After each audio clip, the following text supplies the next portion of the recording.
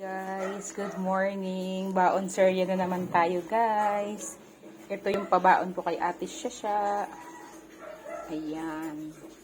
Scrambled egg, konting rice, yung kiwi overripe na yung kiwi. Natulog pa ni Ate Shasha sa lagayan ng nakaraan ang binili namin. Tapos grapes, and of course, don't forget na magpadala ng water. Ayan. So, ayan, bagong laban ni Mamshi. Si Ate Shasha pala naglaban nito, anak.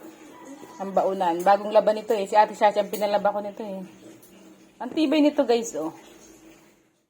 Grade 2 ka pa nito, ate, diba? Grade 1. Grade 1 pa, no? Binili ni Papa pero nag-pandemic. Hindi nagamit.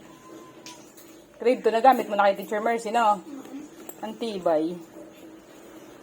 Ang mamahal pala ng mga lunch bags ngayon. Buti, matibay ito, no? Matibay siya, eh. Imagine mo, 3 years na. Bili yata nito ni Papa dati, 300, eh. Ay, 300, 800. Sa mall, merong ganito, guys. May nakita akong ganito sa SM. Parang 800 or 1,000. Maganda siya kasi talagang matibay. Matibay yung mga zipper. Matibay yung mga zipper nito, eh. Tapos, talagang, tingnan nyo, oh. Malinis siya. May lalagyan, may pang-hold sa, tawag nito, sa tubig. Ayun, oh, may garterize para hawakan yung bottle of water. Okay, so thanks for watching, guys. Kaya sa mga mamshi na nag-iisip ng baonan, ganyan, oh. God bless.